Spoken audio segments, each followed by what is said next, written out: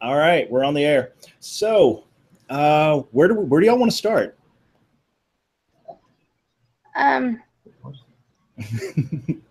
Good question. Yeah. What is like if I ask, because like I said, I heard someone else say that they were a couple of assignments behind. So going into week 5, looking for the actual assignments for week 5. What is actually due for week 5? To the best of my knowledge, week 5 is 2 things. It's excuse me, it is your peer review, Okay. which should start tomorrow and then end on Sunday. And then we also have our discussion question about RESTful versus SOAP requests. Okay. So the peer review part, it is my understanding, albeit fairly unclear, that that we should, in theory, have working code to meet the requirements for Milestone 2 tomorrow at 11:59 p.m. For peer review. Now, that being said, we're obviously, most of us are struggling. I'm struggling. I just looked at the Milestone 2 requirements, and I'm like, there is no way that this is going to be implemented even in the roughest form by 11:59 p.m. tomorrow, especially considering that after this study group, I'm going to bed. I'm planning on putting some pseudocode out there, if anything, and just being like, is my logic sound?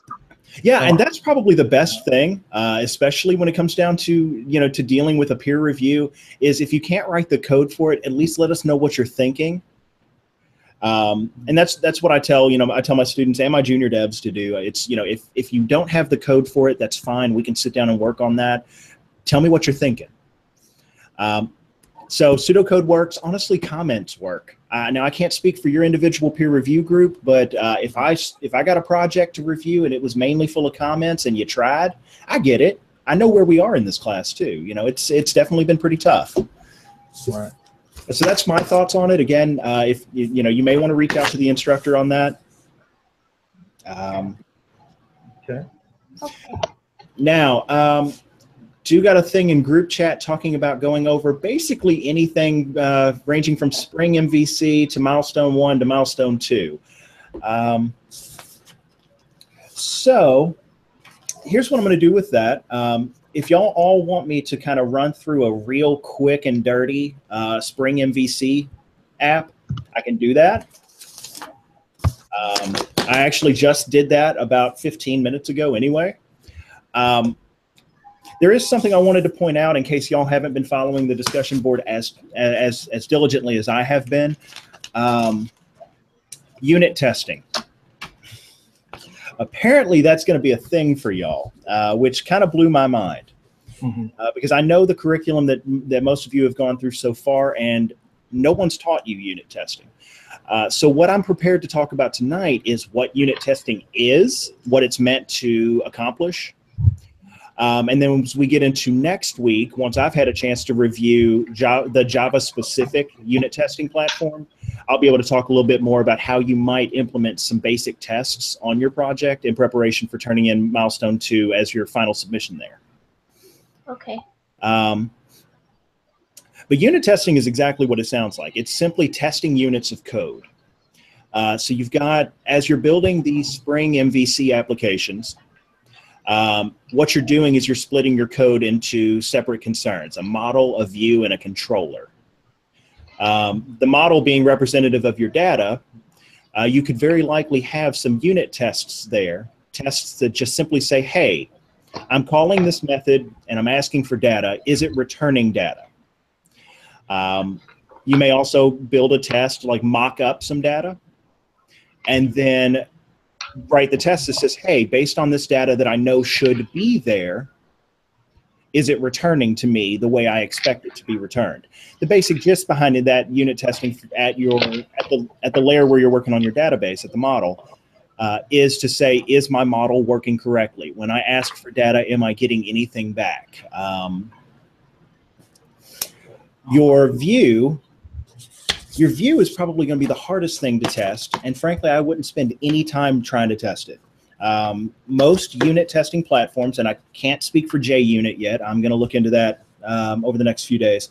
But most unit testing platforms that are built in don't tend to take into account the view, which is your JSP file, your HTML, your CSS, your JavaScript.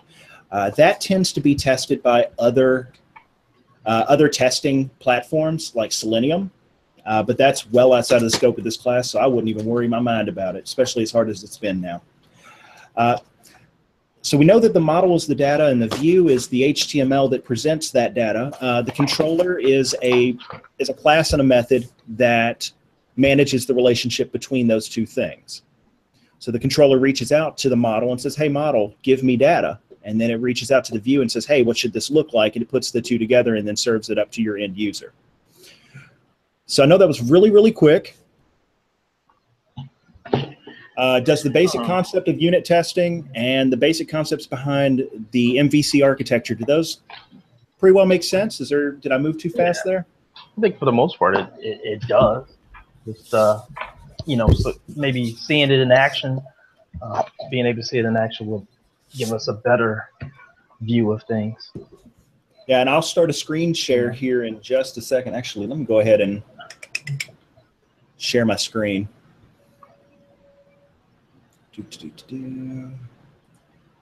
All right, I want to share screen 3. There you go. Now you can at least stare at my POM file while we're talking. Okay. So let's see here.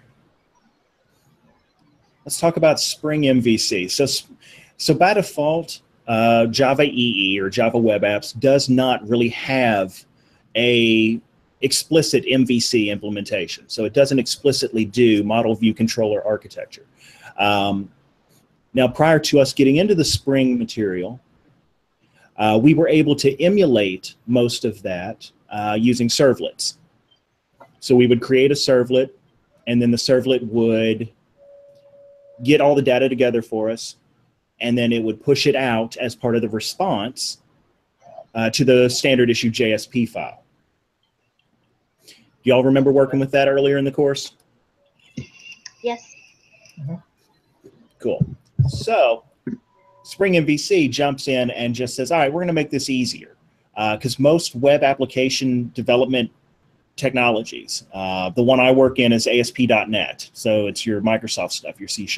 Almost all of them, though, have some implementation of this MVC architecture to make your life a little bit easier when you're building web apps, because what you're doing there is you're separating the things that could go wrong. So you know that if your data isn't coming through, you know the problem is with your model somewhere. You know if your website looks like crap, then the problem is with your view. Okay. And you know, after having perhaps run a unit test or looked at your, done some basic testing on your model, you know that if your data isn't making it to the view, then chances are there's probably an issue at the controller somewhere. But now let's talk about what that actually looks like. Do I still have that link? Nope, it's the Hangouts link. All right, give me 2 seconds. What I'm going to do is I'm going to put a link in the group chat. And what it is it's a repository full of Maven project templates, basically. And when you add that into your Eclipse, it'll make your life 10 times easier. Now, I know that there is already, I think, an MVC archetype or template somewhere in the standard issue repositories, but this one makes life a little bit easier because it will allow you to create a project using Spring MVC with some limited example code, so just enough to let you know what you're doing, but not so much that you have to spend time cleaning up. And it'll do it in the way that the book does it after Chapter 13. So when we first started talking about Spring, they wanted you to set it up in a bunch of XML files. Mm-hmm. A root context file and then servlet context file, I think is what it was. Well, going forward in the book, they have you do it using Java annotations instead. And so this project, go ahead, the link I sent you has access to a project that already takes that into consideration. And if you watch my screen, I'm going to go ahead and create one now.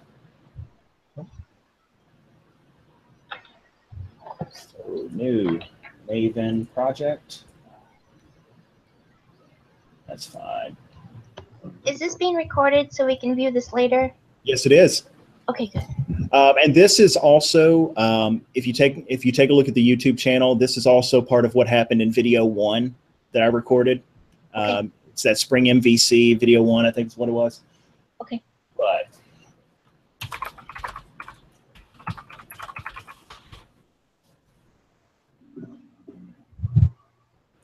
all right, so the archetype that I'm using comes from ntier.co, or as it's shown up there, its group ID is co.ntier. It's just one of the many group IDs or groups that have contributed to this particular catalog of archetypes.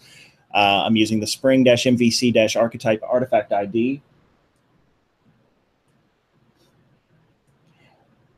Now I'm going to kind of just real quick go through this. A group ID is done typically in a reverse domain name style. Uh-oh, we lost Bryant. It's done in a reverse domain name style, so com.example, or in my case, I own the domain knobcreek.io. So group ID for me might be io.knobcreek. It just speaks to who is doing the developing. Artifact ID speaks to what you are developing, which in this case, I'm just going to call it an Spring MVC demo. Version talks about what it is, which right now 0.0.1-snapshot is an accurate example. It's basically a project that has just started being developed.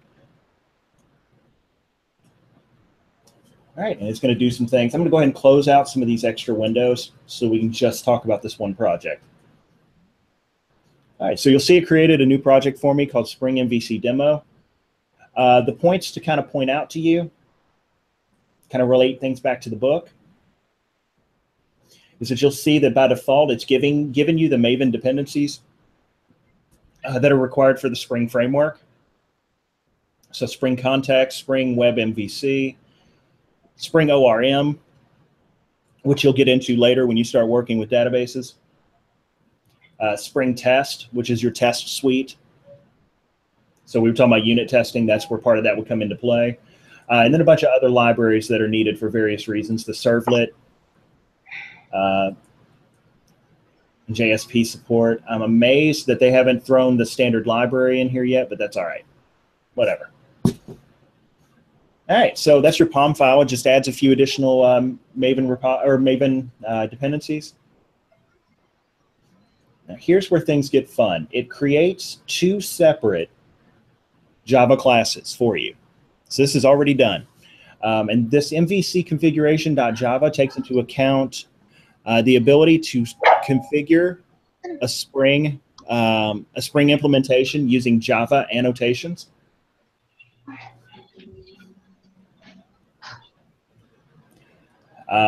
And it's a basic implementation. So all it does is it resolves the views that you may need, and then provides access to the resources folder, which is where typically your JavaScript, your CSS, any images you have, that's typically where that would live.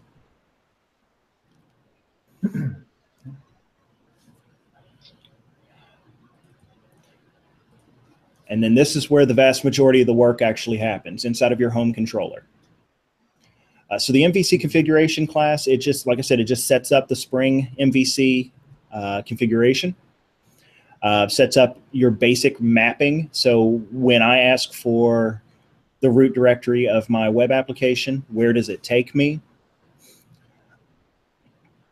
It also does some other work, but that's something y'all can get into later.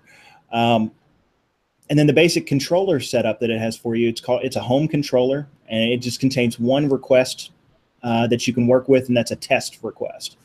And what you call it, sorry, I'm looking at the wrong screen. What you call it here, so like you'll see that this controller method is called test. That's irrelevant.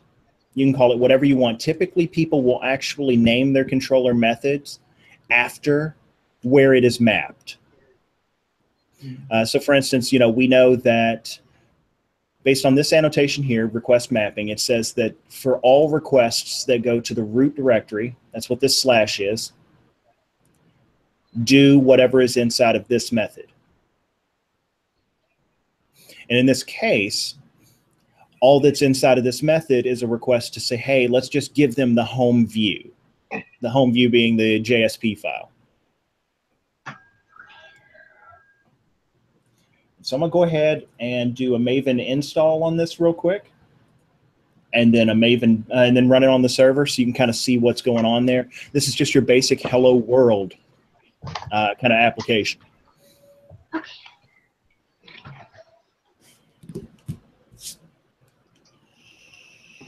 Hey, how does it know that you're referring to the JSP file? Because that's one thing I never figured out in the milestone was how to actually connect the Java files to the JSP files. Well, so it depends on context. When dealing with servers, that is done, I'm trying to remember the name of the tag that's in your web.xml file. It's welcome something. I can't remember what it is. But there's a tag in there that just says, for any requests, start here. And it's typically an index.jsp or a home.jsp file. And then you link around accordingly. In Spring maps out all of your views for you. That's what the view resolver is all about. So what it does is it looks for all the files. Sorry, there we go. All the files in this folder, the views folder. So under the web-inf, there's a views folder, and under there's a single view right now. It's the home.jsp. The view resolver says, hey, Spring, if a view is requested, you may find it by name in this directory using the .jsp suffix, which is why when you go into the home controller, you'll see that it just serves up the string home. Well, the view resolver is going to see that string home, and it's going to be like, okay, well, what I really need to serve up is web-inf/views/home.jsp. And that's exactly what you'll end up seeing once I get this running. Wouldn't it have been better to start with something like this? I mean, you said that you started over with this, right? I did. I completely scrapped milestone 1 that I had done as just JSP and servlet and went straight to this. But I did that because this is exactly the type of code that I write on a daily basis. So this was familiar territory for me, yeah.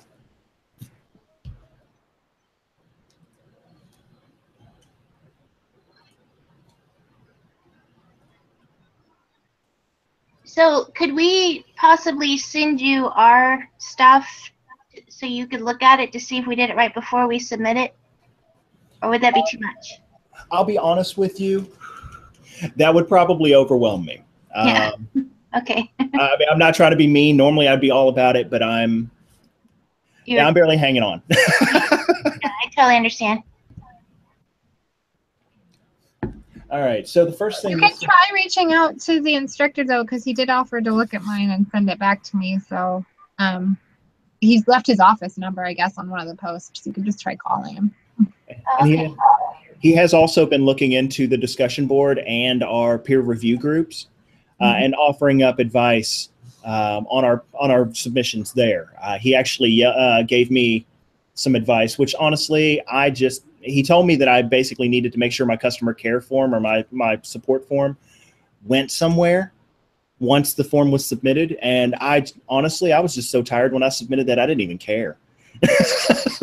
Yeah. Oh boy. All right, so if you look at my screen though, you'll see that it went ahead and went to the Tomcat server that's running on my computer, specifically to the project Spring MVC demo. And you'll see that there's nothing after that. It's just a /. And that's going to invoke the home controller's test method is what they call it. I end up renaming it anytime I use it. And that's all that's on the home JSP right now. It's just those 2 lines of code. I think that's a H2 and a P tag, H1 and a P tag.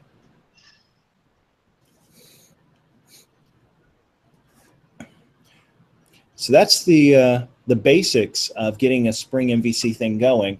Let me toss you something else here. Bear with me just a moment.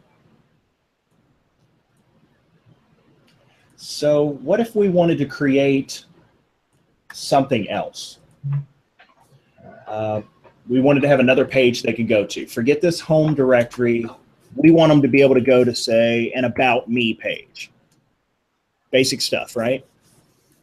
Yeah. Well, we start by writing code that will respond to that request. So we do that by creating a method in our controller.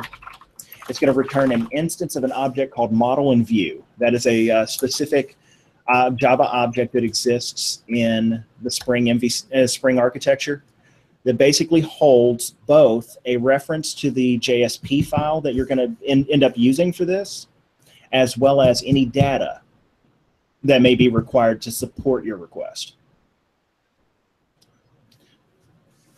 And then I'm going to name this after what I normally do, right? So I'm going to name it after the page that it's going to end up describing. So the About. At this point, it's going to accept a response. And then we know, basically by example at this point, that it throws an exception. It's just an input-output exception from Java's exception library. We don't ever use it. Now there's a red line under my code, and it's just telling me that it must return something. That makes sense. So let's first just return a new model and view. We're going to send it to About.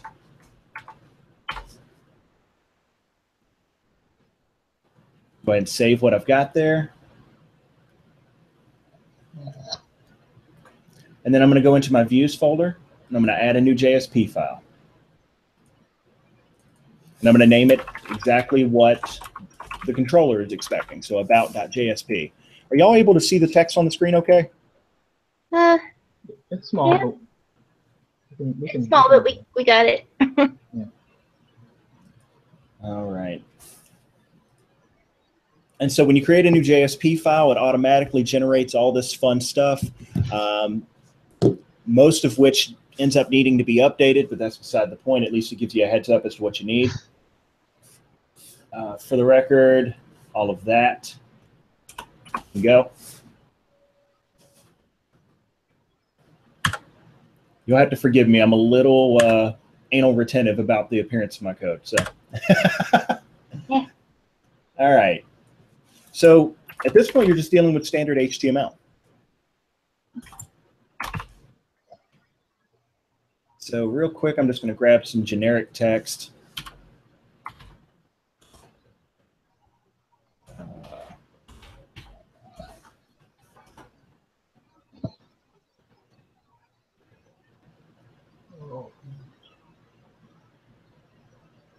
I don't know. I need some quick text. Where's my quick text? There we go.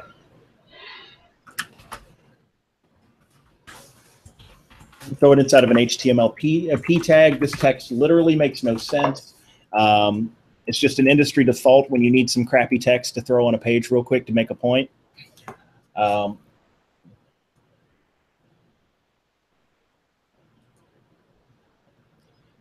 Now, so we have the controller method, and we have the view. So we have the controller. The model doesn't exist. The model's empty. There's no data for this yet. So the model's empty. The view exists. The controller is almost there. But we got one last thing to do, and that's to actually map it so that when we go to whatever URL we decide this is going to tie into, it actually goes to it. And we do that using the request mapping annotation. We're going to say the value equals, and I'm going to say about. Now when I go to /about, it should serve up the about.js file, which in turn has all that crappy text in it. Let's see how that goes. And so once I've saved that, Eclipse is going to restart the Tomcat server. So it's going to take a minute before that fires up.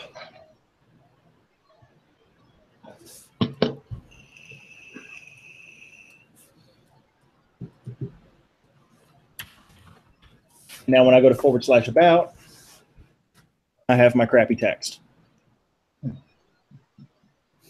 So that's the basics. Okay. So the template helps you most of the way. You really don't even have to think about it. Once you get to the template, the home controller is where all of your work will live, at least in a small application. Now, eventually, you'll start creating more and more controllers, because controllers should, in most web applications, represent a folder or a context of your application's functionality. So if you have a site that allows logins and does some sort of purchasing and maybe has a comment section, then automatically you know that you have at least 3, if not 4 controllers going on there. Because you'll have a home controller that kind of serves up everything. Then you'll have a login controller or a membership controller, something like that, that controls your user's ability to log in, log out, and edit their profiles. You would have another controller that corresponds to them making purchases. And then you would have one more that corresponds to the context of them making comments in a forum situation or what have you. For the purposes of our project, I would, if you want to play around with multiple controllers, I will be entirely honest with you, I'm using a single controller all the way through to the end of this. It's probably not best practice, but at least it will make things a little more time effective.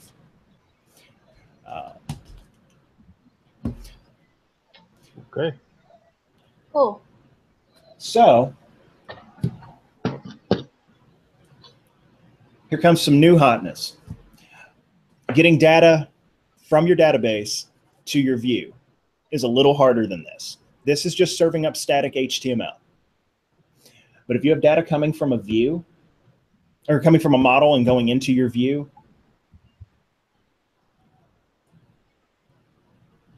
sorry, I'm looking at the group chat and I got distracted. So the question that came up in group chat is that I moved my home.jsp into a separate folder under web-inf that I called JSP. Why? Honestly, organizational decision, nothing more. As long as you, or when you're using Spring, then Spring knows where your code is, it doesn't really matter where it lives. Now, a little fair warning about the web-inf folder. That folder itself is not accessible to the outside world. That folder is a server-side only folder. So if you're going to use the data that's there, use a JSP file that's hiding in that web-inf folder, you do need to essentially forward your user to it, which is exactly what happens when you return that either as a response.forward, I believe is what it is, or in the context of Spring MVC, when you return it as the view in the model and view object.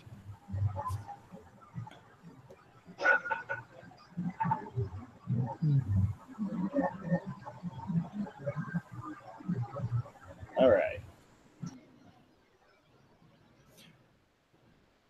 Well, so I'm kind of pausing here for a second, letting that all sink in, and I'm also trying to wrap my head around what's happening next, because this is, bear in mind, this is still new material for me too. So. all right.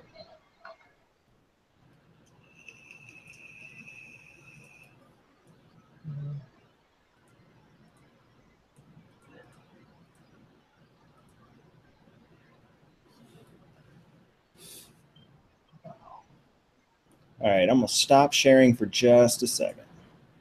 Okay. While I'm doing that, anybody have any questions? I have tons of questions, but I think if I just review this again, I think I can figure it out. Just a ticket. She's.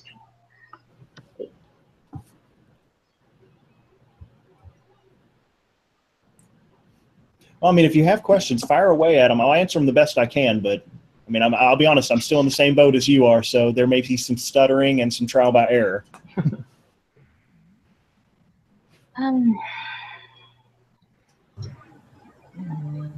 Oh, man. I'm wondering if we can talk a little bit about maybe how we've all done it, or just kind of the construction of the final project in general, because I think a lot of what I struggle with is like the logic, which is an underlying object-oriented programming thing that I never really caught on to.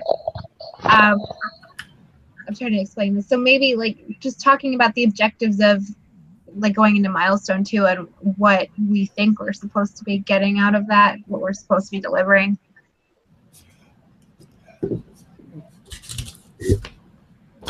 So to the best of my knowledge, in milestone 2, we should be delivering a portion of our final project that ultimately handles customer support requests, the ability to search for flights. And then in milestone 2, we add to that by allowing customers to purchase their tickets, which we would obviously mock that out. We wouldn't actually have them purchase anything, but we just fake like they did. And you would just copy code from somewhere to do that? No, this is one of those things. You're kind of between you and the book. Oh, okay. I don't think that there's any copy paste code that's been made available to us, but I'm not certain. I've been avoiding the book's examples pretty much since we turned in that last prove you can do it kind of assignment, I think in week 2. I forgot there was a book for a week, so. Yeah, I've been looking at the book only so that I make sure that what I'm learning stays in line with what everyone else is learning and what I'm expected to know.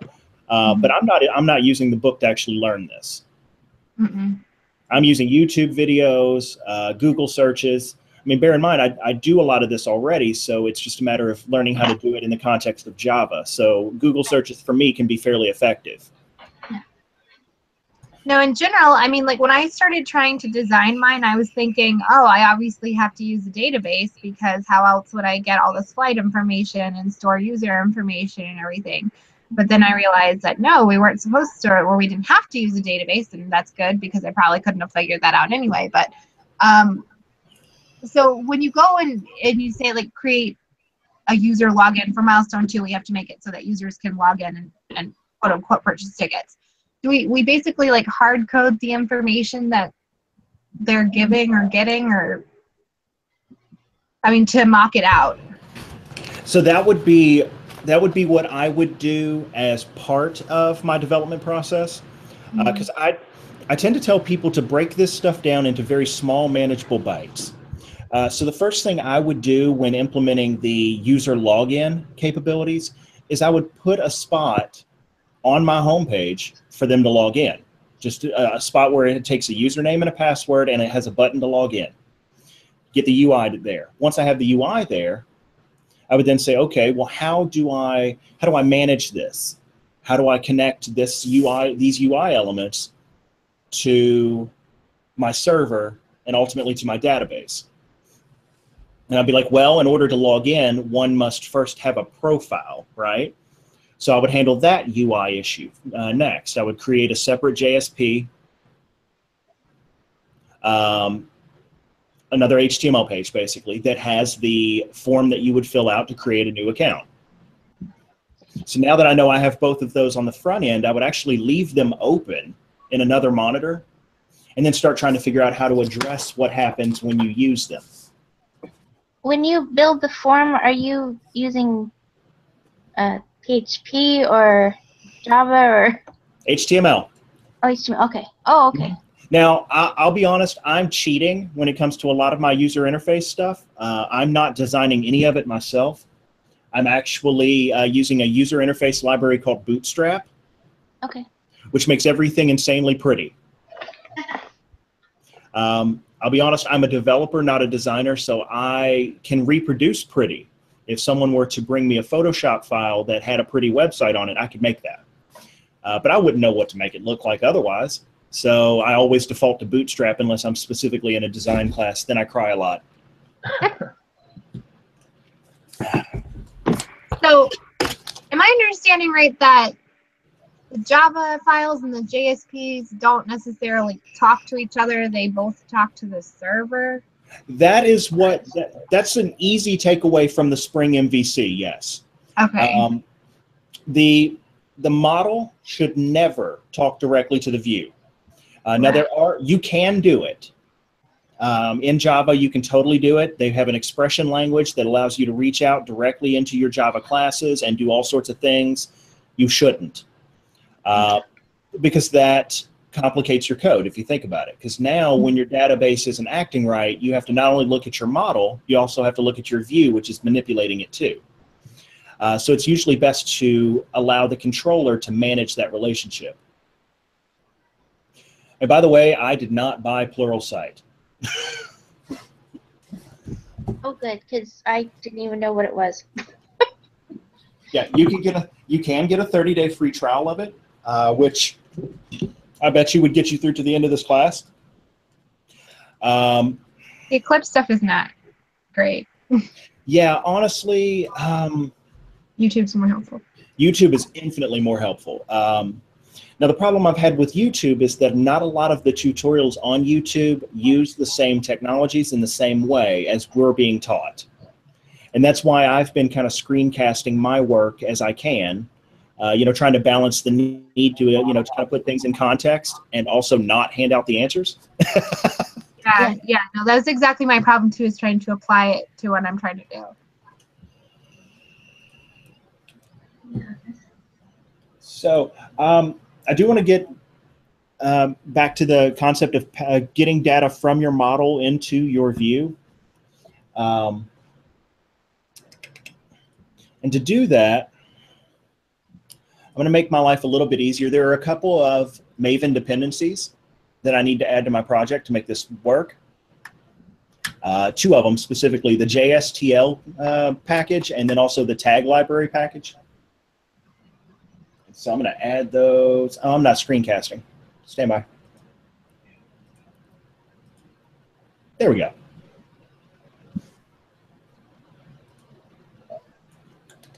As I was talking about my milestone 1, I had it open so I could see it. All right, so I'm going to go into the POM file for my demo, and I'm just going to add these two dependencies.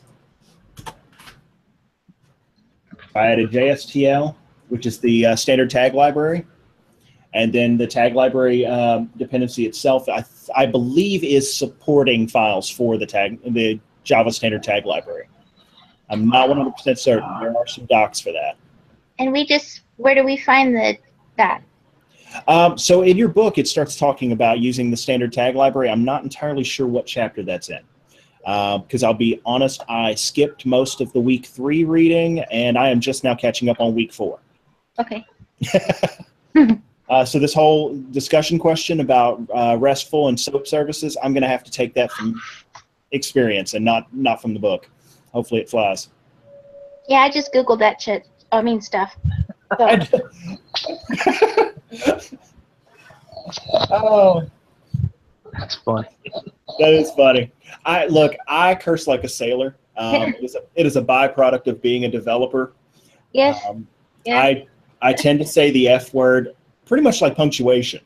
I'm trying not to do it here, and I've learned how to do that pretty well because obviously when I'm teaching, it's not cool if your professor's just sitting there like, well, F, F, F, F, F.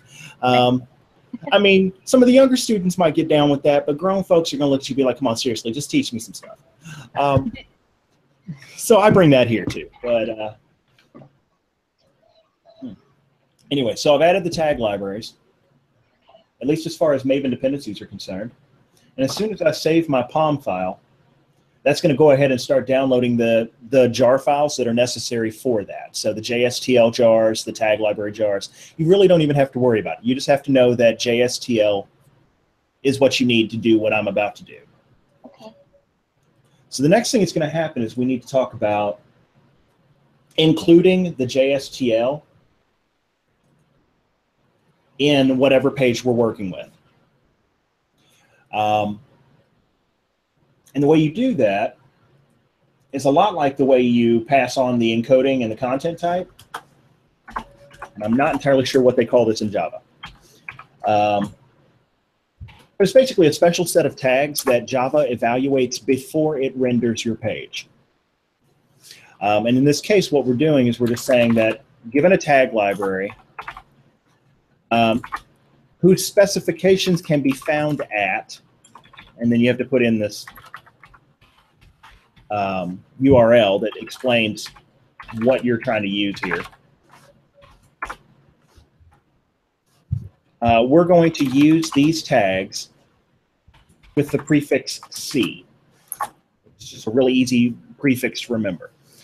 Now, we're not going to need it for much right this second, but we're going to keep it around because the data is going to start getting a little more complex as I start passing things back and forth between the controller and the view. All right, so I got this nice little tag library. It's ready to go. And what this will do, it'll give me access to a special set of tags that are going to be prefixed with C:. So there's that. Now let's talk about the model. So we've got the view ready to receive data from a model. Now we have to get the controller ready to give data to the model. Since all this work's happening on the about.jsp page, we're going to make these changes to the about method, or the about controller method that handles that page. So instead of just straight up returning a new model in view, we're going to create the new model in view first. I'm sorry, I brain farted. I was going into JavaScript mode for some reason. There we go. And so instead of returning this new model in view, we're going to return an instance of model in view that we've now called just view. The reason we're doing that is because before we return the view, we want to attach some data to that view so that we can use that when it gets to our view, right? So we do that, and I called it view this time. I really hate that I did that, but whatever, we'll roll with it. The model and view object exposes several different functions or methods that are that make your life a lot easier. Add object is one of them. And the signature for add object basically says, what are you returning to me? Or what is this object? What is it called? And what is it? And in this case, we're just going to say, we're going to call it hello. And then its value, it's going to be a string. It's just going to be some easy data. Let's say hello YouTube, why not? That's all we've done. So we've got this view pretty much ready to go. And it's a model and view package, which is strange for me. But so it holds both the data that you're going to send to the view and the view itself. So we've created this instance of the model and view package, and we already know what the view is. So we just add this object to it, this hello object, which in turn should contain the text hello YouTube. And that's what we're returning to the view. So having got all that into our controller, so our about page is ready to use all the squirrely custom tags. We don't need them quite yet. And the controller is ready to pass on data from the model. Let's use it. So in this body, I'm going to throw an H1 tag. And inside of it, there is I'm going to put basically an evaluation expression that says, hey, show me what this hello message looks like.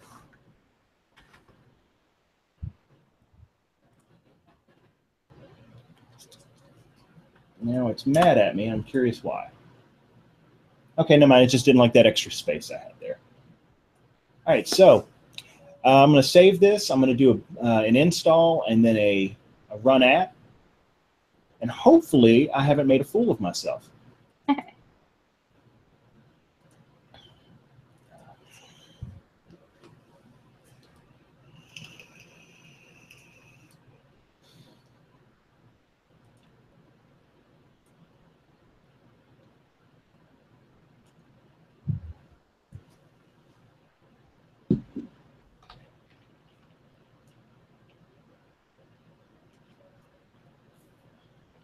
All right, so the Hello World page is up. I feel like we're missing someone. Cheyenne had to take care of her baby.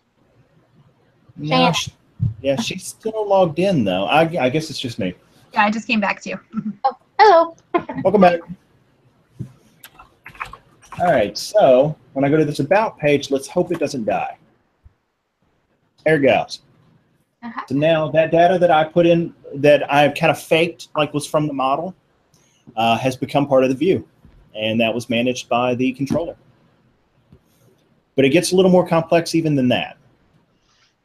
And this is where the principles of object-oriented programming come into play.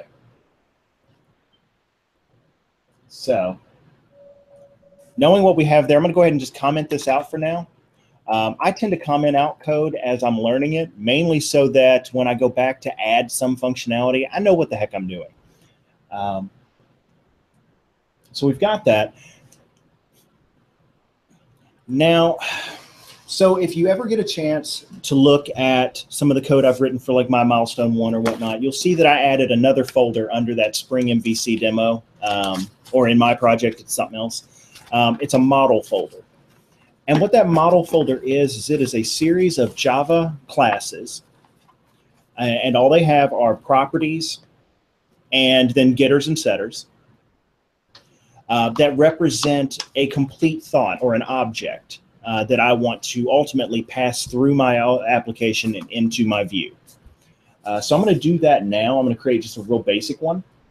So let's see here. We're going to go, actually I need a folder first. So new folder. All right, so I created a model folder. Let's refresh so that it appears where it's supposed to be. Thank you. I'm gonna add a new class. And I'm gonna call this class, I don't know, what's a list of something we could talk about? Any ideas? I have no idea. Fine. Tell you what, we'll make this easy. We'll just call it a class. We can't quite do that. We'll call it a course. Class is a reserved keyword, so we'll call it a course. All right? So right now there's nothing in the course. So a course represents nothing other than just the idea of a course. But what really could be used to describe one? Perhaps let's see here, a string, and we'll call it course title. Actually, stand by.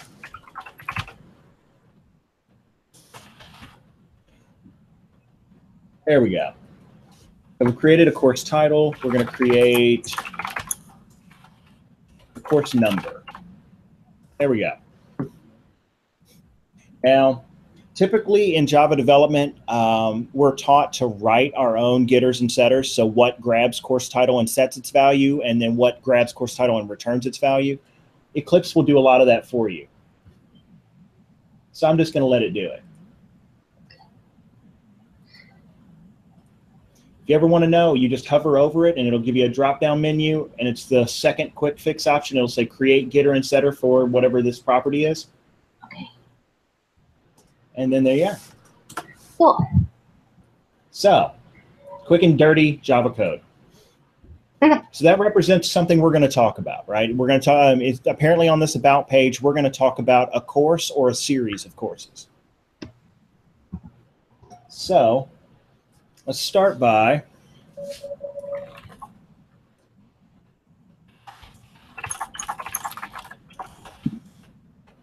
to create one course. Why is it mad at me? Okay. So where I created that model folder, it created a separate package that has to be installed, or it has to be imported. And that's a quick fix as well. It ultimately ends up being importing io.knobcreek.course. All right, so now I have this course object. It's still empty, but we know that it has at least 2 properties in it. So let's go ahead and work with those. So we're going to, actually, you know what? Before I do this, no, I'll go ahead and do it. Single course dot, let's see, we're going to set course number. We're going to set it to a string equal to, I don't know, a bunch of garbage because I can't type. There we go. And then we're going to single course dot set course title.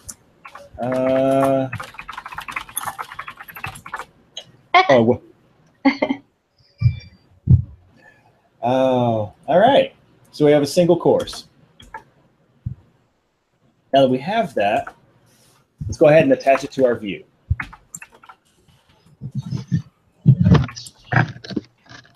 So it's going to be available to the view in a variable called course. It's going to contain the entire single course object. Now herein lies a problem. We've created a bit of an issue with the accessibility of the data. When we get to the view, we can't say view and course dot get course title or course dot get course number. It's bad practice at bare minimum, and I think there are actually some issues running the getters and setters from the view. So before we get too crazy, I'm gonna go back into this course.java, and I'm gonna change the accessibility level or the accessor level. So I'm gonna make them public instead of private. This will make life 10 times easier. Now it does technically eliminate the need for getters and setters, but we'll leave them be because at least it's good practice to have them for now. So we'll see what happens there. So we have a model. And in our controller, we've populated the model with data and then passed it on over to the view.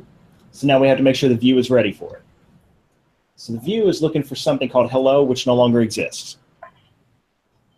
So instead, let's say we're going to have a table,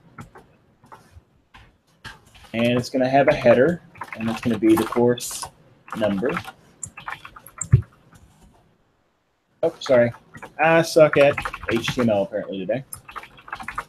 There we go. So inside of a table row, still wrong here, I have a course number. That should all actually live inside of a T-head tag. So let's try this one more time.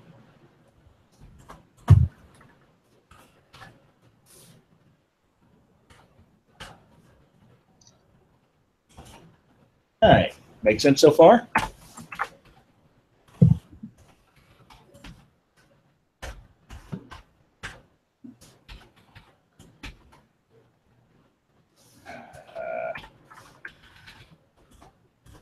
There are two properties that we're going to talk about.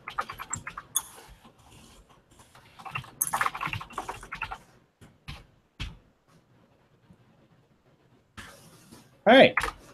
So we have a table row. We're going to fill it with some table data. For now, I'm just going to put two empty table data cells. So what you would have here is a table with headers but no data. Now we're going to talk about the data. So we have that nice special notation that basically says from the model, course dot, what did I call that? All right, course title and course number, properly capitalized.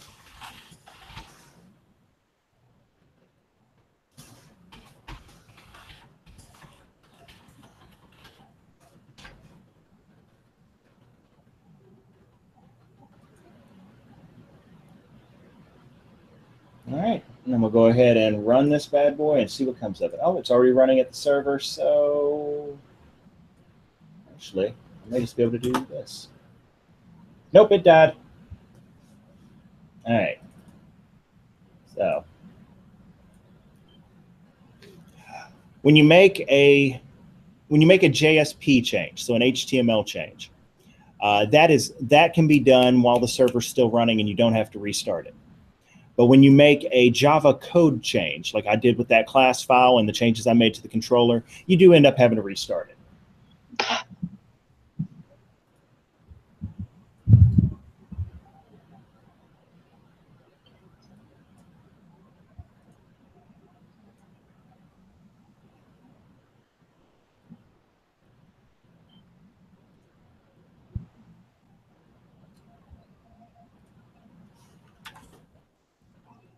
Oh, look at that. What did I do wrong there? Uh-oh. Let's see. So let's go back to the view, because this is a view problem right this second. It's saying the property is not found on the course class, and it's the course title thing that we're looking for. So but it's there. Course title. Okay. And it's acknowledging that it comes from the course class. That's good. So let's look at this real quick.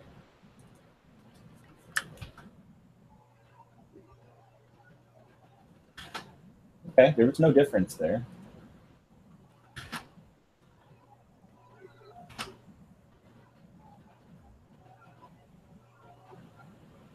All right. Having done that. All right, still yelling at me. Let's see here. Property course title not found on type.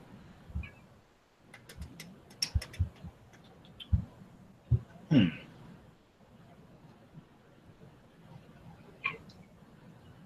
right, let's go back to the controller. See what I did to myself. So let's see, it's a course, right? I wonder, so it's possible that when I changed that from private to public that it didn't go through the way it should have. I'm going to check into that now. Huh. Nope, it did. So it's public and it exists. Now I'm kind of confused. So I'm going to cheat a little bit and see what comes of it. What I'm doing is I'm essentially making sure that the object bound to the course variable like we were expecting in the first place. This might be part of my problem. We're going to find out. All right, there we go. Oh. So we're getting somewhere. So now I'm curious why course dot something doesn't work. Are you going to give me any kind of IntelliSense? Nope, of course not. Now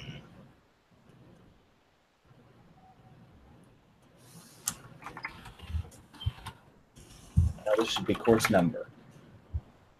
So let's see what comes of that.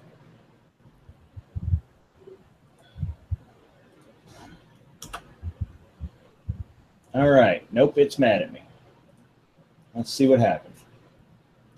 Line 21, so it's definitely about this. It doesn't like that for some reason.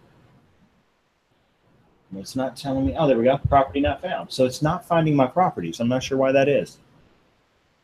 Does anybody see anything I might have brain farted on? Did you just try putting in the course number without the course dot? That might work. I don't know. No, because it should be passing through an entire course object.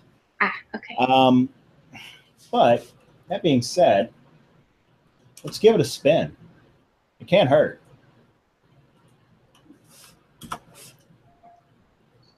Nope, that's just flat out empty. And that's fine. That's good. So let's see here. We've got this course. This code all looks right. So I'm going to try something different here. Servers, I'm going to stop the server. I'll go here, run as Maven clean. There we go.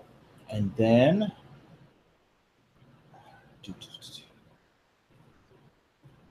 run as, oh wait, I need to go Maven, update project. Yep, that's fine. Hit OK. And then run as Maven install. What I did is I just forced Maven to basically forget everything it knew about the project, updated that again, and then did a full install on it again.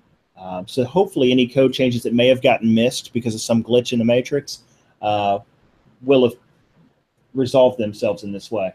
So let's see what happens now. It might still be broken. I feel like there might be something I'm missing, and I'm not sure what it is.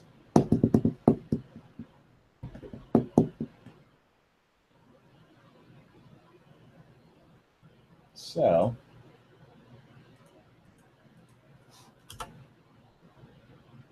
that's right. I got to update my view again. Oopsie. So it should be course dot. We'll just use that one for now, because if it's going to fail, it's going to fail there. And it's an error again.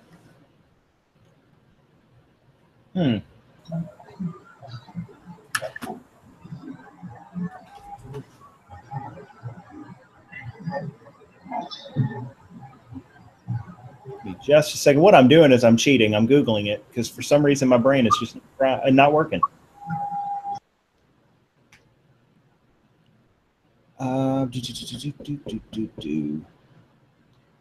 It's not a list, so that doesn't fly.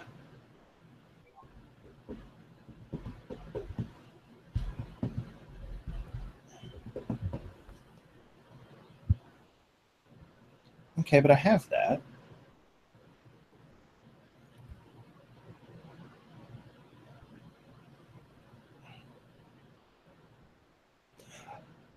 All right, I tell you what, I'm going to take a quick break here.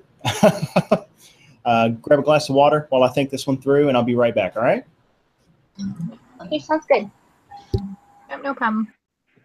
I probably have to jump off in a few minutes anyway, guys, because I have an early commute. Yeah, totally understand.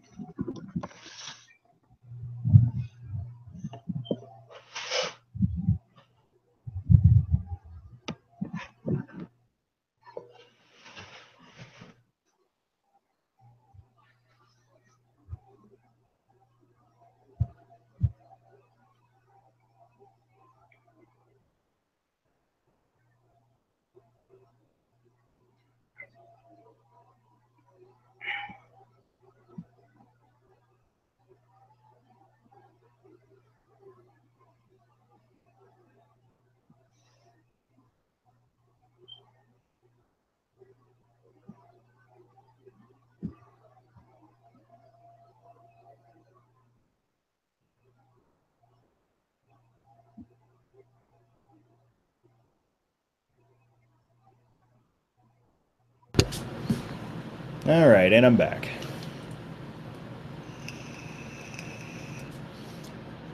What am I missing here, though?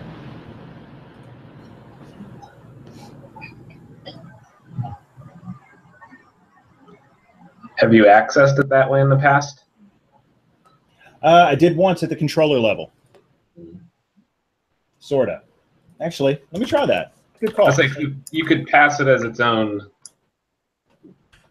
I don't know how to phrase it, I guess, but like, you know, course and then single course dot course number or course title.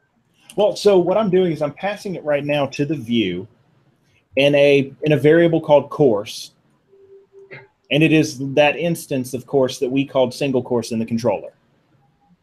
So it should be there ready to go as course. I should be able to just pull it that way.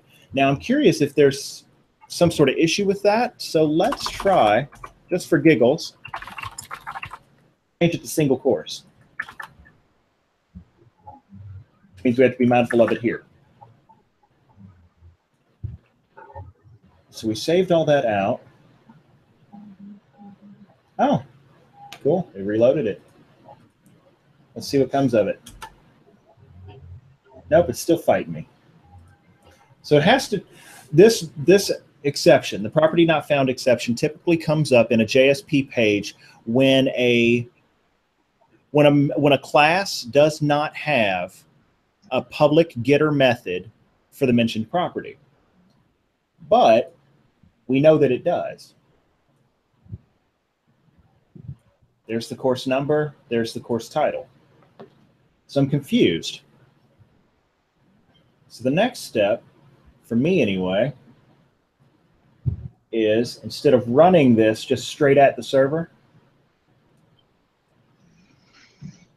go into the home controller, and right before I return the view, I'm going to set a breakpoint. And then I'm going to debug it at the server instead. So what will happen is when we go to the About page, before the page actually displays, it'll stop on line 31, where I can hopefully see the contents of this view. So, yep, there we go. It likes to switch the view when you go into debug. It's weird.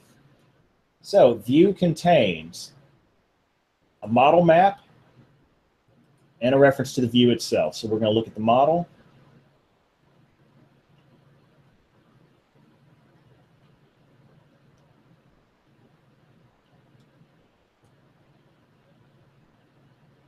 All right, so the model has a key on it called single course, and then a value that is an instance of that course. And sure enough, it's got a course number and a course title. So it's making it that far.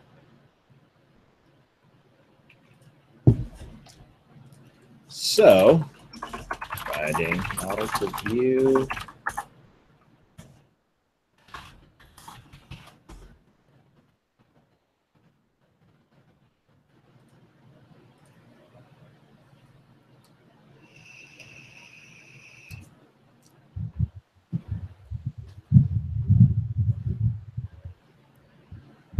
Let's see. So, model.attribute.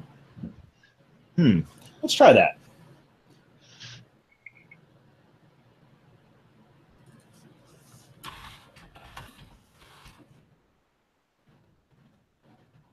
Slight tweak. If this works, I'm going to be curious about why, but that's later. All right, I don't need you. Always windows open. Let me kill some of these. There we go.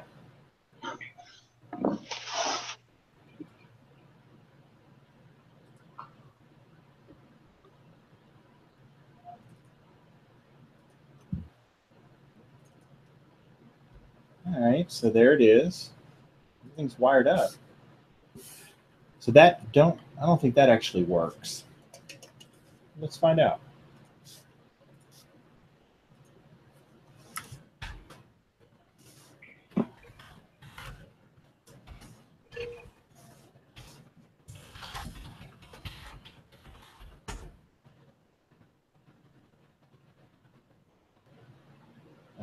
Yeah, that's fine. Sure. Good.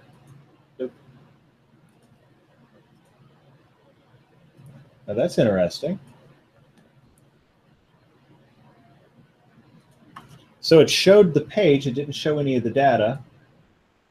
Okay, it's still hanging on to that old code, so I'm going to put it back.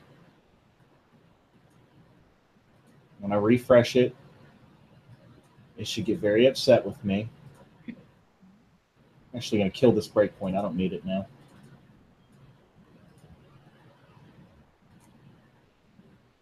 And there was an error. Huh.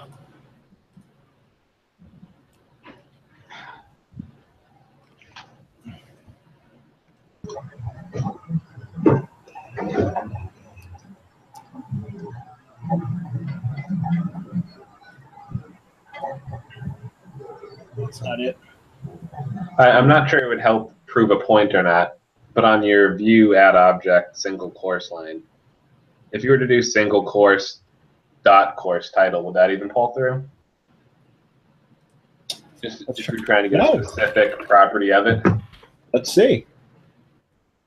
So that means, having done that, that means we don't want to access that.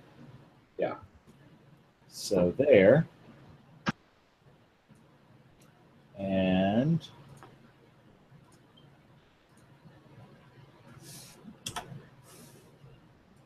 There it that is. works. Woohoo! So something's weird. I wonder what that is. Yeah, I can't say I understand. I'm taking your word for it that you've done it in the past. It's weird that it won't let you access it if you've done it before. I mean, I can totally show you how this works in any other project, but for some reason, I must be missing something. So I'm going to do a dirtier version of this. Instead of using getters or setters to set the values, I'm literally just going to directly set the values. So, all right, so that's that. Having done that,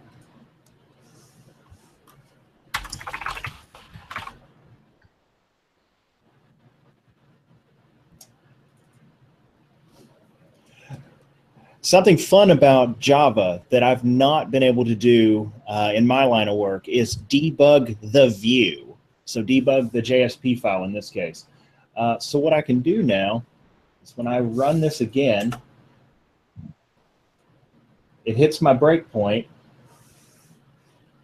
Let's see what information we can find. So it should be response, perhaps. Let's see, where does the model live? I forgot where the model lives. So I think it lives in the page context.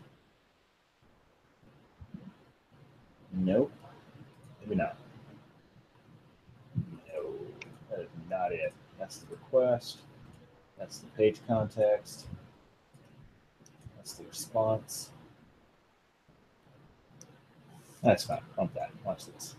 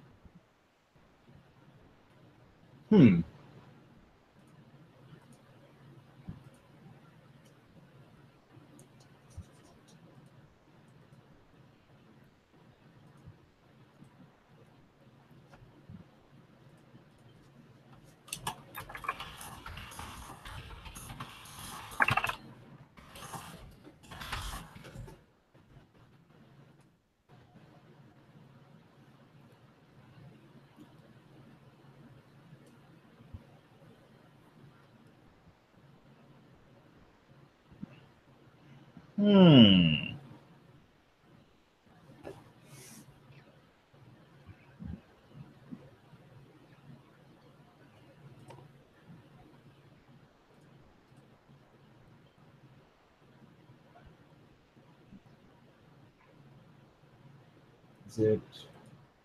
No, it should be put. Wait. Hold on. I remember this. All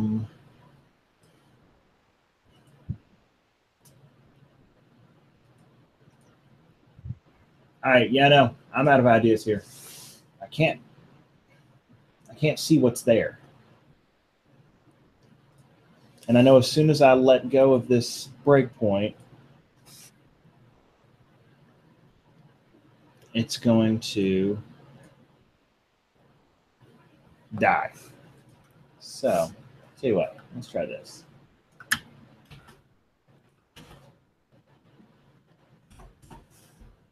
That should actually give me somewhere to hit that breakpoint. So let's see. Save everything. I'm going to trigger a GET request on it again.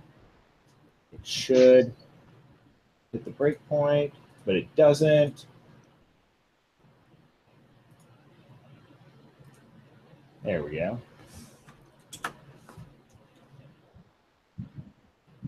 Now I should be able to step over it once. And it should be, but it's not. Daggone it. All right, any thoughts on this one? Because I'm at a loss. I can show you what it looks like when it works, but I can't figure out why this one in particular is not working. Well, all I know is what I've learned is just trial and error.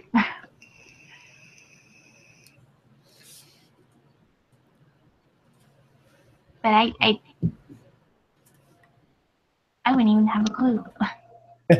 Well, and typically what you do when you run into this situation is you Google the error message you get, and then you learn from that. Yeah. But in this particular instance, it's not cutting it. And I'm not sure why. It'll probably hit you at like 2 o'clock in the morning. Hold on. The property is name. Hold on, there's a capitalization concern. Hold on. So if you want to call getName method, the property is name with a lowercase n. Okay, not an uppercase n. That makes sense.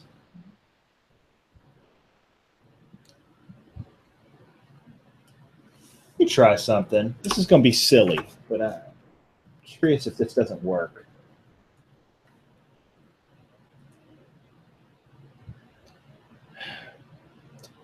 Nope.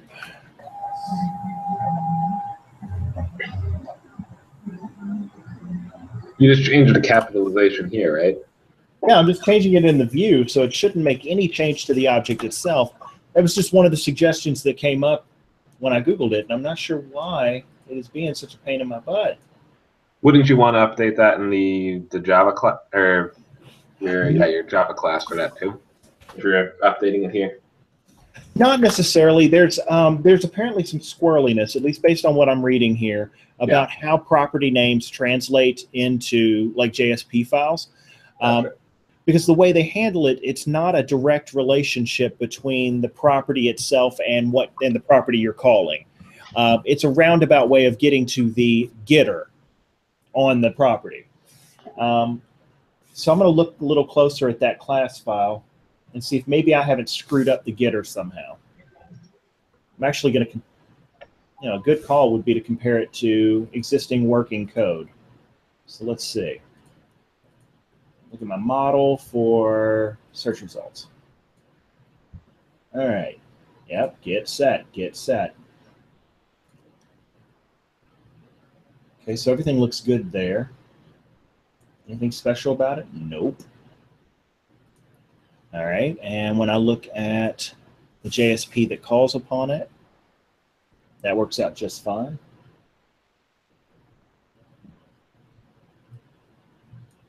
There is that space, though. I wonder if that space has something to do with it. I don't know. At this point, I'm grasping at straws. That didn't work. So,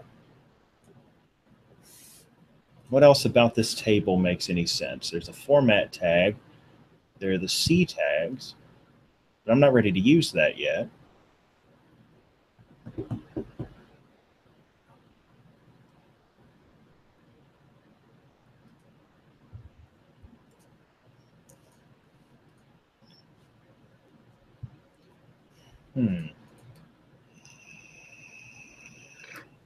Maybe taking it out of the table, just for. I'm actually going to try one other thing first. I think I have an idea.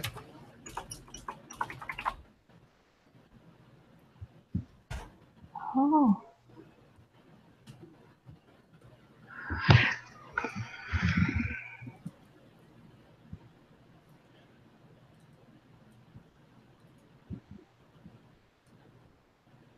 Oh, come on.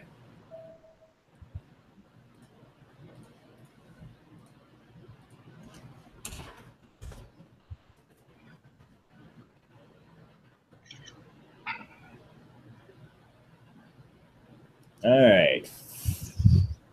So this may fail.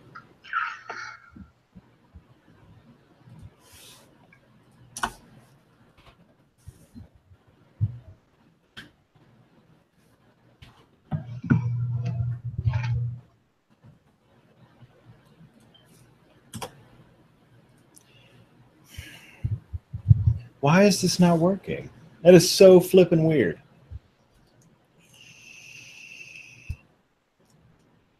There's nothing different at all between these pages as far as how I've laid anything out. So search results and the home controller gets bound to, let's see. It returns the results view, or it adds results, okay. Returns the search result, all right. And it's home controller.demo search control. Huh. All right. Well, I've spent enough time on dying on this right now. If I find the answer, we will come to it. Instead of playing with this right now, what I'm going to do, because you've seen it at least move things between the model and the view. I'm going to show you how more complex stuff moves between the model and the view, specifically by showing y'all milestone 1. Okay.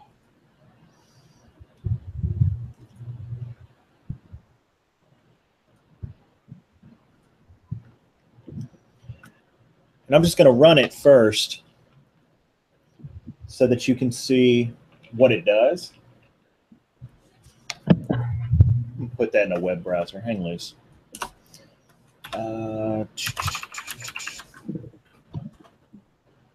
Is this in our folders that we downloaded? What's that? This app that I'm showing you? No. Okay. No, this was my submission for Milestone 1. This is part of my final project. And this is a place where I've already got complex model and view mapping working. So that's why I'm really blown away by why that's not sticking to the view like it should. But I'll at least show you what it looks like when it does it properly.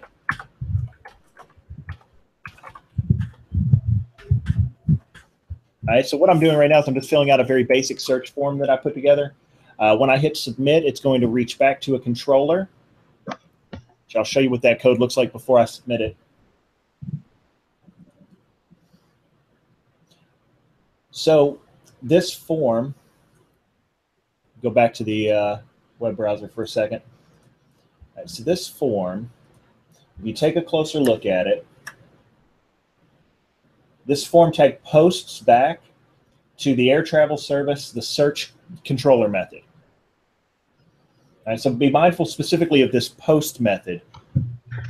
Because when you look at the controller, you'll see that the only place where that's going to end up going is right there, that request mapping. So it's going to the search controller method on the home controller for the air travel service project, or the air travel service, the air travel service project. And the only method that can get to this particular mapping is a HTTP post request. So that is a form submitting data. So if I just try to go to that /search, it'll tell me I'm not allowed because GET is not permitted at that address, only post. Does that make sense? Yes. Sweet. So this goes through a lot. This annotation here, it just says that we are expecting a model that matches the layout of an object, of the Java object search query that for the intent of this controller, we're going to call query. And then Spring MVC has some validation libraries that come into play, and they return a binding result object.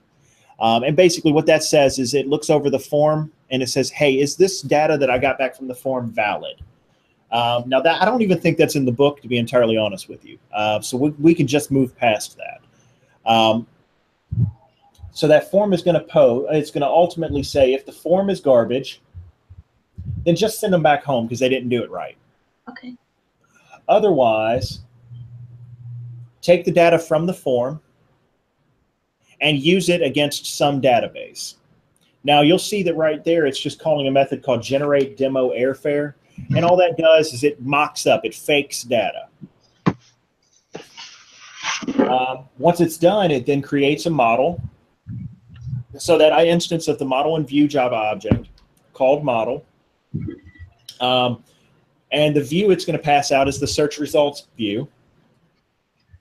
And then to the model, we're going to add an object called results. And it's going to be the fake data, which in this case lives in a static variable in my home controller called demo search results. So if you look up here, you'll see that there's a list of search result objects that's held by the controller, and it's just there, again, just to have fake data. So going back to the web page, not you, when I hit submit, it gives me fake data.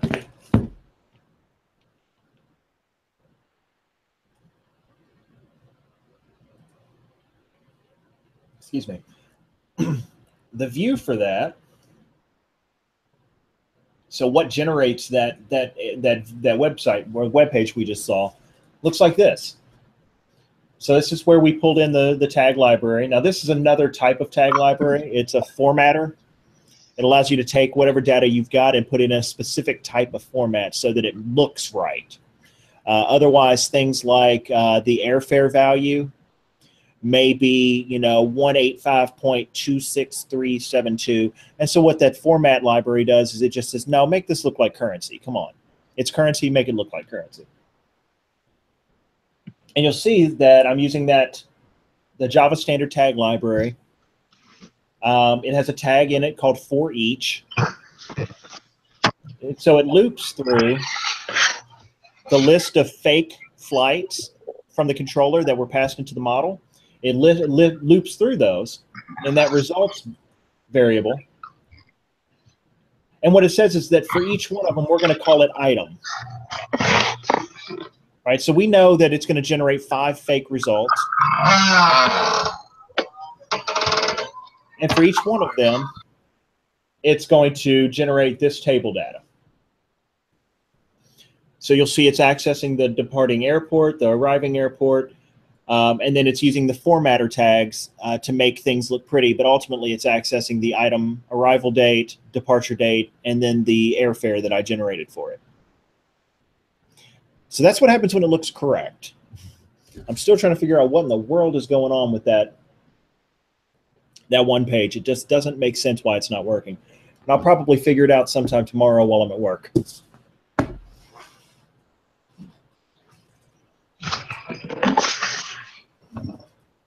All right, so that brings us to where we are. How can I help? Because I know it's kind of a lot to wrap your head around. Yes, it is. So where can I start to help? We've got probably about 25 more minutes before I need to go curl up and turn into a pumpkin. I think that I just honestly need to completely redo everything I've done so far. I'm still confused on the whole everything that we're doing. Does it need to go into one package, or does it go in separate packages? It's just, I mean, that's kind of like where I'm at. You know, pretty much the basic stuff.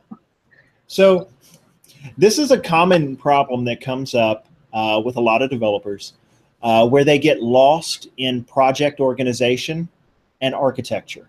Yes. I do it all the time. It still frustrates me to this day. What I would say is that use packages to help you know where your code is. It doesn't matter if anyone else knows where your code is as long as you do. So the way I have mine sorted out is it all lives in that io.knobcreek.air travel service namespace, or that package. And then inside of that package are sub-packages that handle more specific parts of my code. And it generated 2 of these for me. That config folder, it just handles the Spring MVC configuration stuff. The controller folder, well, that just handles my single controller in this case, which I have open on another screen. So go ahead. If we like, I'm one of these people that I have to pretty much delete things and start over, delete things and start over until I get it right. Yep. We're not gonna. I mean, I'm not gonna mess up anything, right? If I do that. What do you mean by mess up anything? Like, I mean, it completely erases it, the whole entire project. No. If you create a new project, so let's because what I did with mine is I was like, you know what, I don't like mine at all. Like, I don't like using servlets and JSP. I really want to go straight into an MVC style. So I'm gonna open up my old project and kind of put it over on the left-hand monitor so I can look at it. Just to kind of make sure I stay on track with what needs to happen as far as what features need to be present. And then on my right-hand side monitor, I created a brand new project. And I used that Spring MVC archetype, and then I just rolled with it. I was like, okay, so I know that I need 2 forms. The first one needs to be a search form. Search forms typically live on the home page, and I just started from there, one little bit at a time. So the first thing I built was, actually, I'm lying. Technically, the first thing I built was the user interface. Mine's a little more complex, though. You'll notice, if you look at it, there's a header and a footer on it. So there's a nav bar that's up at the top, and then at the bottom there's a copyright notice.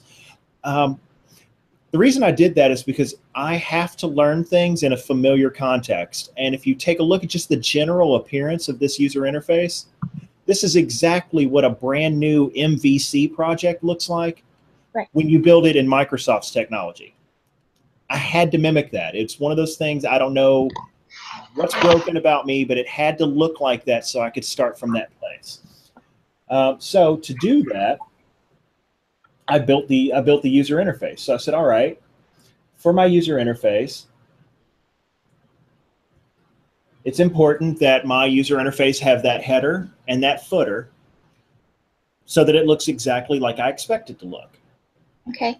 And so there are some tags that you can use in your web XML to get the header and footer in play. And what these tags do is it just says any JSP page that is provided to you, period, must include the code from the two that are listed here. So this header JSPF gets inserted before any other code. And then the footer JSPF gets inserted after. Okay. So to kind of give you an idea, my header looks like this. And so it has the title of my page. It has my nav bar. It's all HTML stuff. It's just to create a user interface that looks familiar to me. And it doesn't have any, does it have CSS at all or just? Mine does, yes. It does not use any customized CSS. Well, actually, I'm lying there too.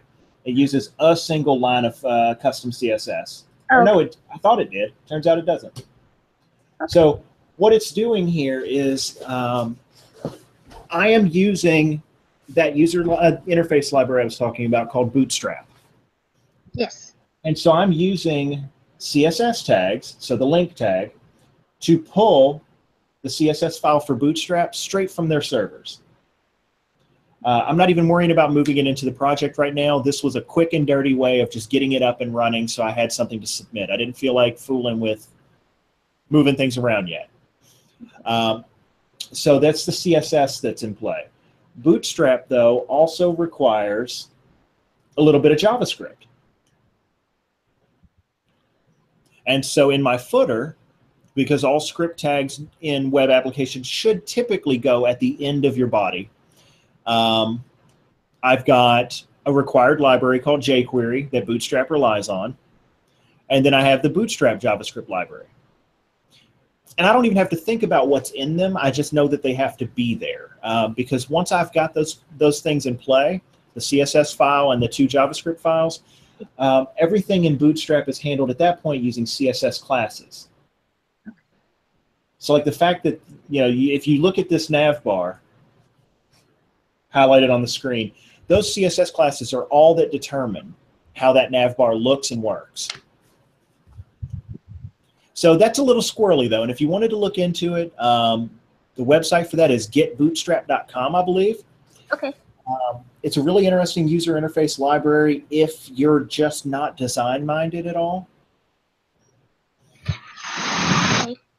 So it's also a lazy way to get a user interface even if you are design-oriented. In fact, on the final project and most of the classes I teach, I allow for the use of Bootstrap at the beginning, but I require them to customize the tar out of it before they submit their final project. Okay. And I'll end up doing that for my own final project here too, because I got to lead by example, right? Yeah. So, yeah, a little HTML, a little CSS. Depending on how much this gets me confused, there may actually be some more JavaScript involved, but that's stuff I know. I don't think we actually have to go that hard in this class. I think his ultimate goal is just to get us to be able to deal with the basics of server-side and client-side programming using the Java technologies as opposed to your typical like HTML, CSS, JavaScript on one side and then like PHP on the other. Right. Java is universal. Look, no, I'll be honest with you. Java is not very heavily used in my neck of the woods, so I'm having trouble pushing myself too hard on this one. What do you use? So everything that I do is done in C#. Oh, okay. Everything. Like I do HTML, CSS, JavaScript, jQuery, and then another JavaScript library called AngularJS. That's all the servers or the client side stuff I do. Okay. And then my servers all run on C#. Okay.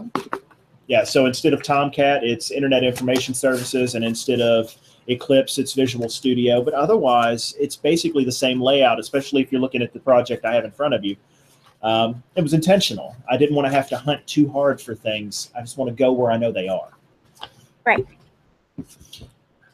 So, as a baby software developer, which is me, what do you suggest I study?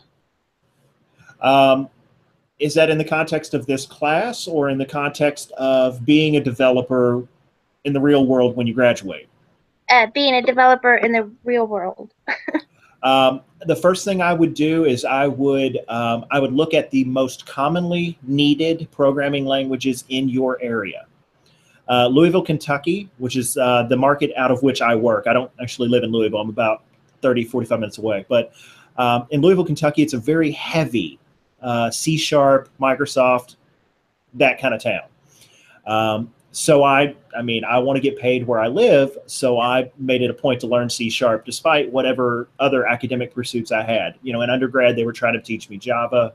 I did pick up a little C#, but not much. And then, of course, in grad school, I'm still doing Java, nothing but Java, it seems. Yeah. But, you know, on a local level where I teach everything in C# as well. In fact, have you taken the mobile apps class, the Android apps at SNHU? No. Okay. It may be coming. If your concentration is software application development, it may be coming for you. For me, it's coming in like 2 terms. Okay. I teach that exact same class as well, but I teach it in C# using Visual Studio and Xamarin. So. Okay. Because I'm in Kansas. I'm in Wichita, Kansas, and I think y'all are a heavy PHP market, if I remember correctly. Yeah, I taught myself web design, and I taught myself a lot of PHP and database stuff, and so yeah, but I want to move away from here, so I guess I just need to figure out what I want to do. But yeah, and the best way to determine what you want to do is first figure out where you want to be. So if you go out west, you know, and you hit California, you're liable to get into what I call hipster languages. No disrespect to them, they have a different need out there, and they tend to use things like Python and Ruby on Rails, all this stuff that frankly is still very, very new to us here in Kentucky. Of course, you know, Kentucky being ranked 49th in education, I'm not entirely surprised that these things are new. yeah. And you know, so in California, it's one thing. In Kansas, it's another. I really think that y'all are a pretty heavy PHP and Java neck of the woods, but I'm not entirely certain. I have a buddy that actually lives in Lawrence, Kansas. Oh, cool.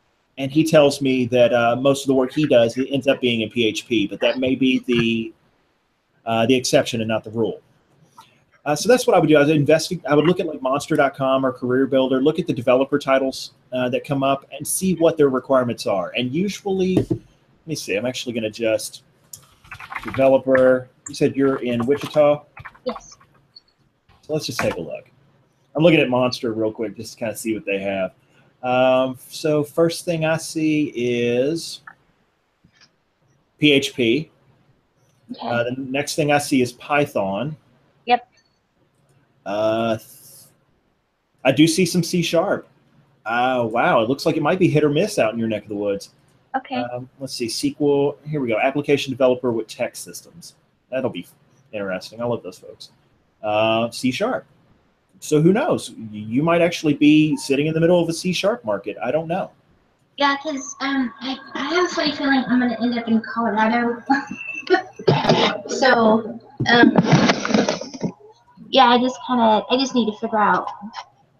You're exactly right. I just need to figure out where the market is and what they're doing. So.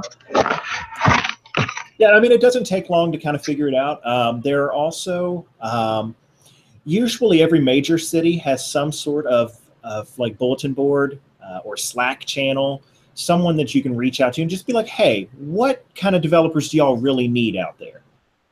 And they'll tell you, especially if you get into, like we have one here in Louisville. It's just louisville.slack.com. It's just a bunch of developers that got together, and we're just talking about the state of affairs here.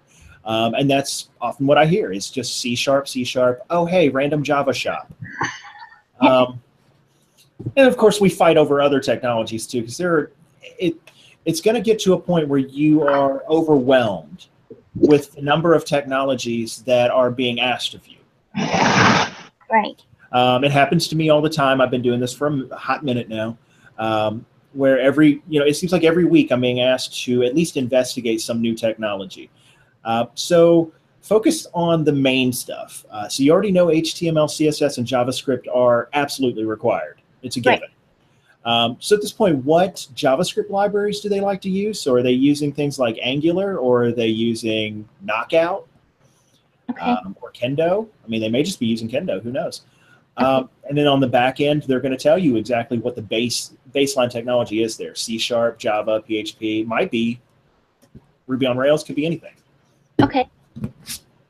Okay, cool. Wow, you definitely have helped me out so much. I still feel a little bit crappy that I couldn't get that one thing to work. I'm going to figure that out, though. We're going to talk about that again. Yeah. No worries. I mean, this is just, wow. My mind is completely blown. I need a glass of wine right now. Oh, you and I both. So, but do you think we can have another study session maybe next week, or? That's what I was aiming for. Hopefully every Wednesday, 8 p.m. Eastern. Okay. It'll be handled about the same way. I've got a thread of everybody that already wants to be involved in it. We've got the open discussion board in case people want to get in where they fit in. So if somebody else new wants to join in, I'll throw them on the email thread, and then probably about 10 minutes before 8, I'll send out a Google Hangouts link. And if nothing else, if you can't make it, it's always on the YouTube channel, at least until the end of the term. I'm not sure what I'm going to do after that. Okay. Awesome. Okay, well, thank you so much. This is just this really has helped me a lot.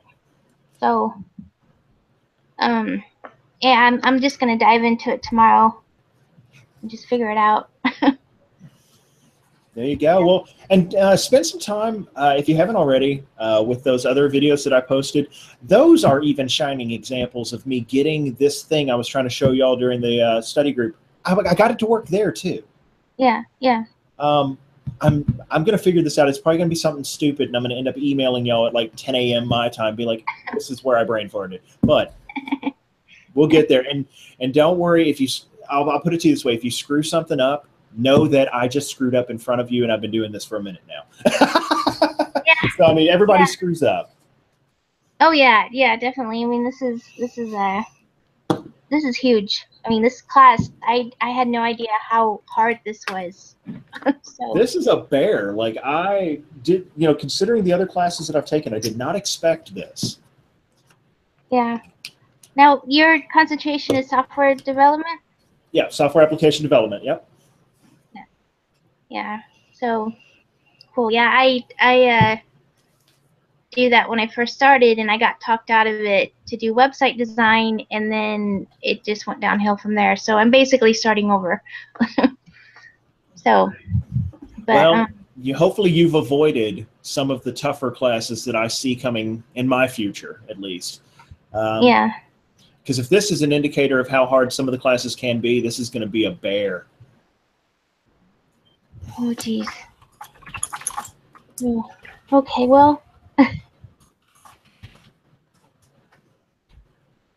Yep. And do have a comment in the group chat. Apparently, the mobile app class is pretty tough. Also on that list of tough courses includes a database course that we're going to be taking.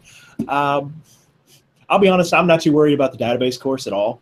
But that's because I am the de facto database administrator at work. But the mobile app class could be a bear. Yeah. I fought a lot with Java issues in the class that I teach because Xamarin, what it is it's C# code that sits on top of Java. So it's instead of it just being Java going straight to Android, it's C# being turned into Java that goes to Android. So an extra layer of complexity. My students all know just C#, and I'm sitting there fighting Java errors the whole time. And so if that's any indicator of what I'm going to be putting up with in the mobile apps class, I'm going to die. Yeah. Oh man.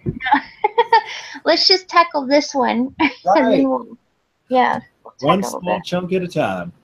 Yes, exactly. So, well, thank you so much. I so appreciate you taking over and just, really helping us. So, Well, I mean, like I've said, it helps me too. yeah.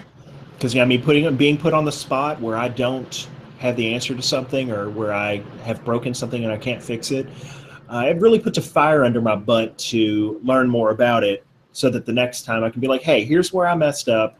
My bad. I'm a newbie. Now let's move on to the stuff we need to know. Right. So yeah, it kind of shames me into learning the material, which is it's a really good approach. I mean, that's how I learned mobile app development in the first place. I took that class assignment without knowing what to even teach them. So Oh wow. Yeah. I mean, we're all in this together, and hopefully, I'm just praying for a B. I would love a B. A B minus is fine, just as long as it's not a C, because I can only get, what, 2 of those? Right. And I don't want to use that one here. I'd like to reserve a C for that Android apps class, and then we'll see what else comes out of this. Yeah. Yeah, definitely. Wow. Poor Steve, he's just like, I'm praying to pass. I feel that though, man. Yeah. I mean, before this class, and I'm not trying to brag at all. I'm just trying to, let y'all know that I'm a serious student, and, I have a 4.0 up until this point, and now I think I have a D in this class. So. Yeah. Well, I'll be honest, I am usually very, very retentive about my grades. Yeah. But I have to confess, I'm getting a master's degree I do not need to support a second job that I also do not need. So my motivation here is a little less than. Yeah, I'm a graphic designer. I have a BFA in graphic design, and yeah, so I'm doing a career change. Yeah. So I think it's what a it's lot of funny people that, here are doing. Yeah. It's like That's awesome. there's another student that I've been working with that comes from a healthcare background. Yeah. Steve reports he comes from music theory. That's awesome. But don't be too worried about that, Steve. My instructor in undergrad, when I first learned how to write code, and the department chair of that program, has a master's in music. So music folks will do just fine, because if you think about it, music is nothing but an algorithm anyway. This is true. This is very true. So I don't feel so bad, because I'm scared to death that I'm gonna be like this old software developer person when I graduate. So I'm just like, all oh. right. So to kind of help you out there, I am 34 years old. I originally had all but a semester left for a bachelor's of linguistics and foreign language education. Oh, wow. When I grew up, I wanted to be a Spanish teacher. So, but as life happens, when I was 29, I want to say 28 or 29, I took took what was almost a complete Bachelor of Arts and turned it into a Bachelor of Science in IT, with emphasis in software engineering and database administration, and then did this. So I didn't even start writing code professionally until I was 30. Oh, wow.